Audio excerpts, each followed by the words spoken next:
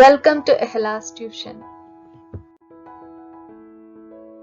ഉൾക്കൊള്ളിച്ചിട്ടുള്ള syllabus basic civil എഞ്ചിനീയറിംഗിലെ construction, parts of building, foundation, types of foundation, spread footing, isolated footing, combined footing, raft, pile and well foundations, masonry types, rubble masonry, brick masonry, English bond and Flemish bond.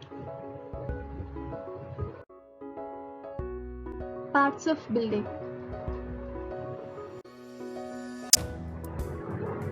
ബിൽഡിങ്ങിന്റെ parts നമുക്ക് ആദ്യം പഠിക്കാം. ബിൽഡിങ്ങില് ആദ്യം foundation ഉണ്ടാവും. നമ്മൾ foundation പുറത്ത് കാണില്ല. അപ്പോൾ ഈ ഒരു ഗ്രൗണ്ട് ലെവലിൽ നമ്മൾ ഫൗണ്ടേഷന്റെ കുറച്ച് ഭാഗം കാണുന്നതിന് നമ്മൾ പ്ലിന്ത് എന്നാണ് പറയുന്നത്.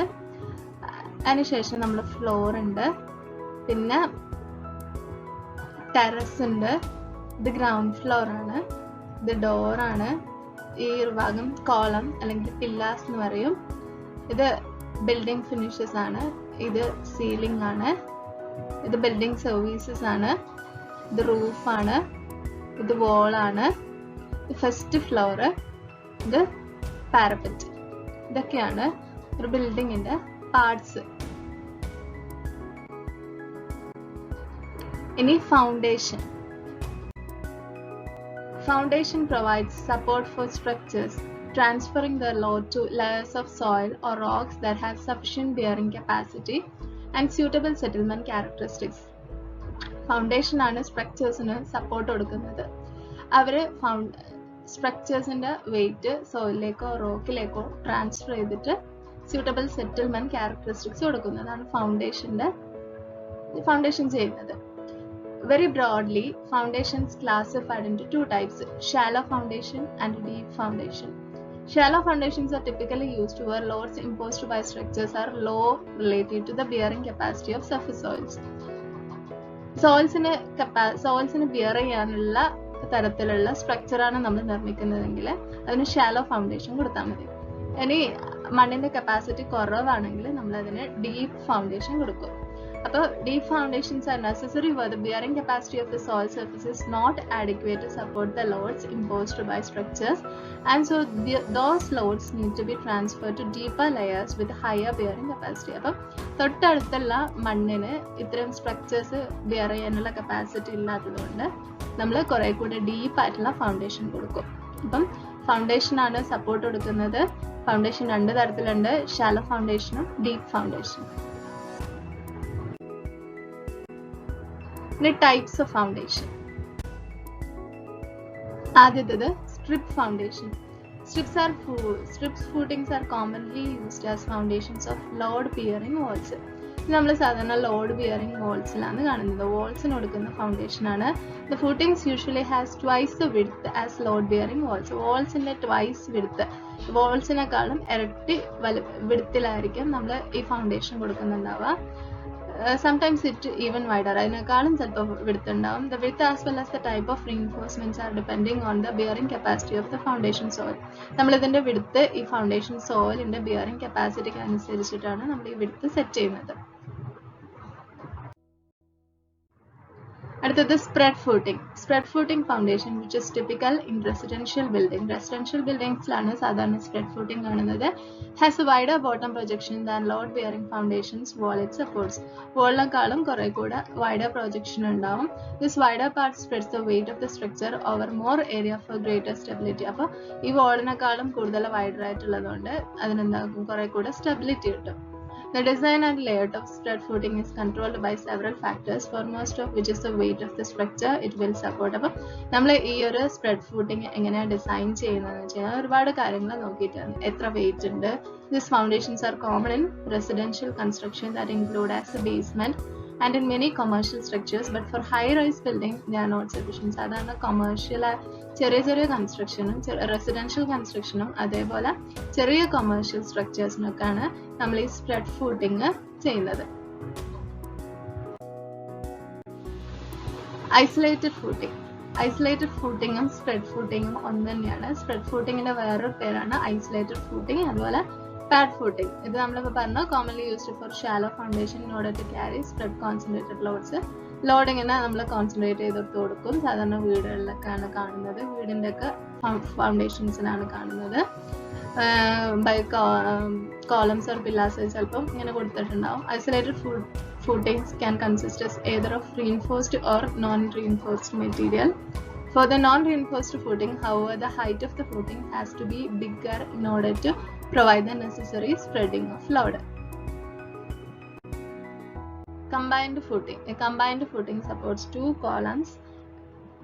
It is used when two columns are so close to each other and their individual footings would overlap. രണ്ട് കോളം ഉണ്ടാവും. ഇപ്പോൾ രണ്ട് കോളം അടുത്തടുത്താണ് വരുന്നത്. അപ്പോൾ നമ്മൾ അതിന് ഇൻഡിവിജ്വൽ ഐസൊലേറ്റഡ് ഫൂട്ടിംഗ് കൊടുക്കുന്ന സമയത്ത് അത് രണ്ടും ഒന്നിച്ചാവാൻ ഓവർലാപ്പ് ചെയ്തു പോകാൻ ചാൻസ് ഉണ്ട്. അപ്പോൾ ആ സമയത്ത് നമ്മൾ എന്താക്കും, അതിനൊക്കെ കൂടെ ഒറ്റൊരു ഫൂട്ടിംഗ് കൊടുക്കും. അതിനാണ് കമ്പൈൻഡ് ഫൂട്ടിംഗ് എന്ന് പറയുന്നത്. Combined footing is also provided when the property line is so close to one column that a spread footing would be centrally loaded when kept entirely with the property line. അപ്പോൾ നമ്മൾ രണ്ടാൾക്കും കൂടെ ഒറ്റൊരു footing കൊടുത്തു കഴിഞ്ഞാൽ രണ്ടാളുടെ ലോഡും complete സ്ഥലത്തേക്ക് transfer ചെയ്തോളും. അപ്പം the load is eventually distributed. എല്ലായിടത്തും ഡിസ്ട്രിബ്യൂട്ടഡ് ആയിക്കോളും. A combined footing may be rectangular or trapezoidal in plan. ഒന്നുകിൽ അത് റെക്ടാങ്കുലർ ആയിരിക്കും അല്ലെങ്കിൽ ട്രപ്പസോയിഡൽ ആയിരിക്കും. Raft foundation. റാഫ്റ്റ് ഫൗണ്ടേഷൻ നമ്മൾ മാറ്റ് ഫൗണ്ടേഷൻ എന്ന് പറയും. Raft foundation is actually a thick concrete slab resting on a large area of soil reinforced with steel. അപ്പോൾ ഇതെന്ന് പറഞ്ഞു കഴിഞ്ഞാൽ ഒരു മാറ്റ് പോലെ ഫൗണ്ടേഷൻ ഉണ്ടാക്കുക, അതാണ് raft foundation. Supporting columns or wall and transfer load from the structure to the soil. അപ്പോൾ ഈ വാൾസും സ്ട്രക്ചേഴ്സിൻ്റെ ഒക്കെ ലോഡ് കംപ്ലീറ്റ് ആയിട്ട് ഈ ഒരു മാറ്റിൽ ട്രാൻസ്ഫർ ആയി പോയിക്കോളും. Usually mat foundation is spread over the entire area of the structure it is supporting. അപ്പോൾ mat foundation complete ഏരിയയിലും പരന്നിട്ടുണ്ടാകും. Raft foundation is generally used to support structures like residential or commercial building where soil condition is poor. Soil condition poor ആവുന്ന സ്ഥലത്താണ് നമ്മൾ mat foundation അല്ലെങ്കിൽ raft foundation ഉപയോഗിക്കുന്നത്. പിന്നെ അതേപോലെ storage tanks, silos, foundations for heavy industrial equipments, ഇതിനൊക്കെ നമ്മൾ raft foundation ഉപയോഗിക്കും. Pile foundation. Pile is basically a long cylinder of strong material such as concrete that is pushed into ground to act as a steady support for structures built on top of it. ഇതെന്ന് പറഞ്ഞു കഴിഞ്ഞാൽ ഒരു cylinder ആണ്.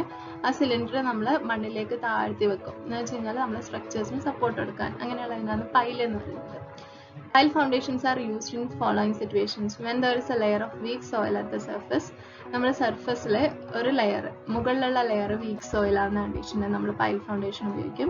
This layer cannot support the weight of the building, so the loads of the building have to bypass this layer and be transferred to the layer of stronger soil or rock that is below the weak layer.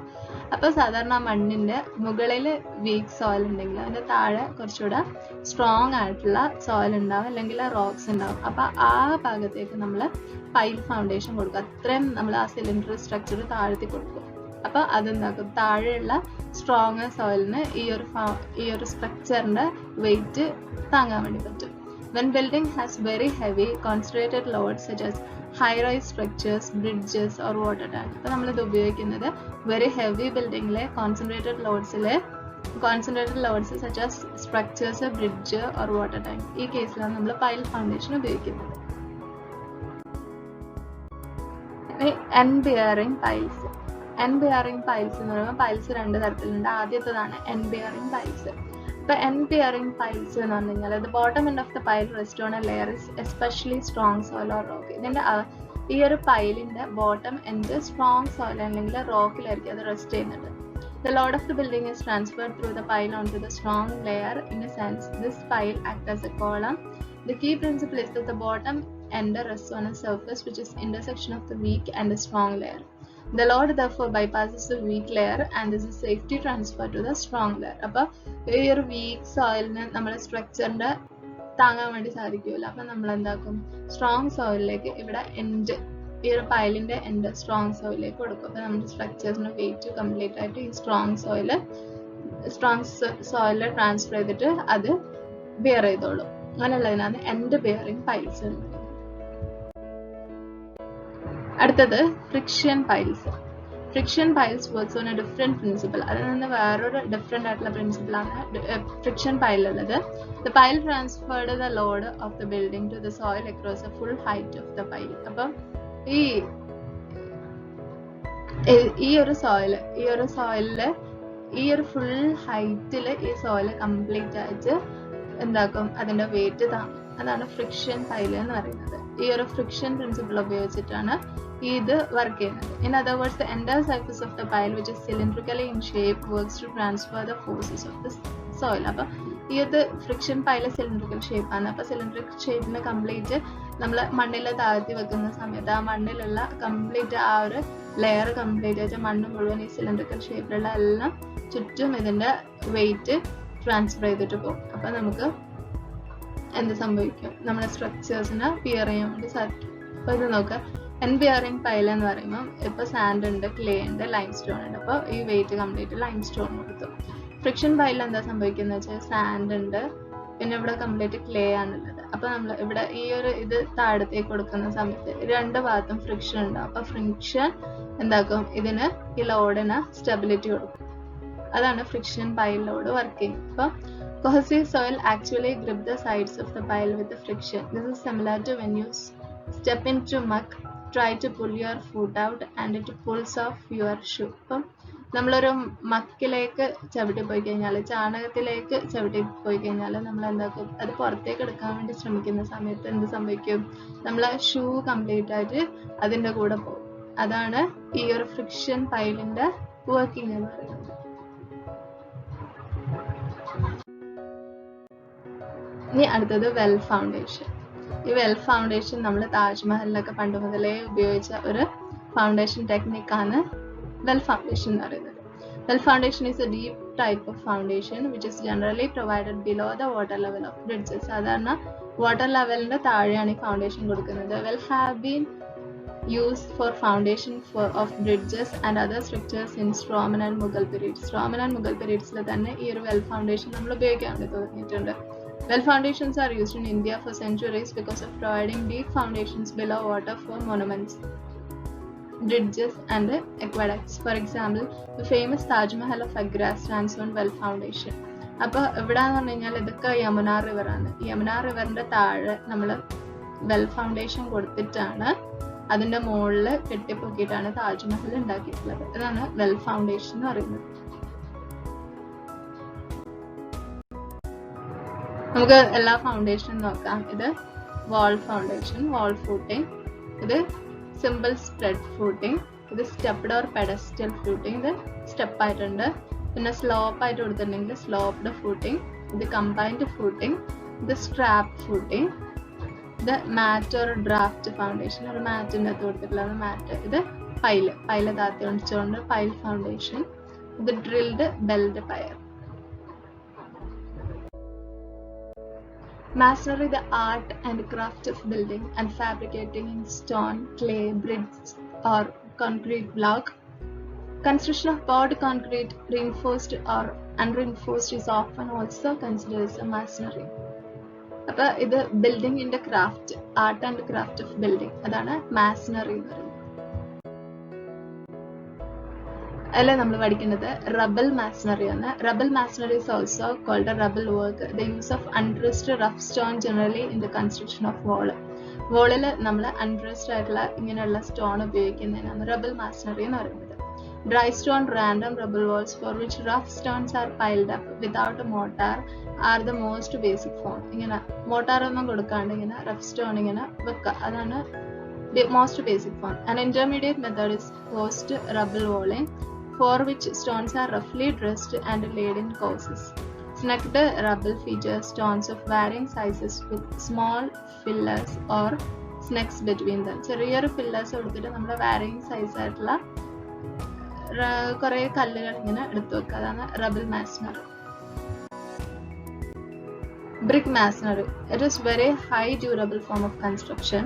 It is constructed by placing brick in mortar in such a systematic way to construct a solid structure that withstand applied burdens. There are many different types of bricks and mortars which are used in brick masonry work. The bond between two bricks in brick masonry with adheres bricks together. അപ്പോൾ രണ്ട് BRICS തമ്മിൽ ഒരുമിച്ച് നിൽക്കാൻ വേണ്ടിയിട്ട് നമ്മൾ സഹായിക്കുന്നതാണ്. അതിനിടയിൽ നമ്മൾ കൊടുക്കുന്ന ബോണ്ട്, അതായത് മാസണറി. The joint between brick filled with a suitable mortar. Precautions to be taken while mixing and placing mortar in brick joints. How it's greatly affected by the quality and durability of the brick masonry. English bond. English bond, the bond in which headers and stretchers are laid in alternative courses, is called a English bond. ഇതെന്ന് വെച്ച് കഴിഞ്ഞാൽ ഹെഡേഴ്സും സ്ട്രെച്ചേഴ്സും നമ്മൾ bond ചെയ്യുന്നത് ഓരോ alternative ആയിട്ടാണ്. അതിനാണ് English bond എന്ന് പറയുന്നത്. ഇവിടെ നമ്മൾ കംപ്ലീറ്റ് സ്ട്രെച്ചേഴ്സ് കൊടുത്തു, ഇവിടെ നമ്മൾ ഹെഡേഴ്സ് കൊടുത്തു, പിന്നെ സ്ട്രെച്ചേഴ്സ് കൊടുക്കും, പിന്നെ ഹെഡേഴ്സ് കൊടുക്കും. അങ്ങനെയുള്ളതിനാണ് ഇംഗ്ലീഷ് ബോണ്ട് എന്ന് പറയുന്നത്.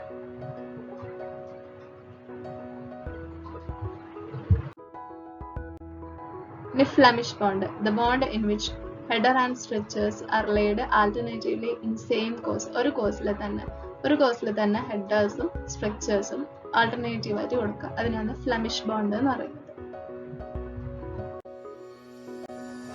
Comparison of English bond and Flemish bond. English bond, this bond consists of header and stretchers laid in alternative course. Alternative courses-ലാണ് ഹെഡറും സ്ട്രക്ചറും കാണുന്നത്. ഇതെന്ന് വെച്ച് കഴിഞ്ഞാൽ this bond consists of header and stretchers laid alternatively in each course. ഓരോ കോഴ്സിലും alternative ആയിട്ട് കാണുന്നു.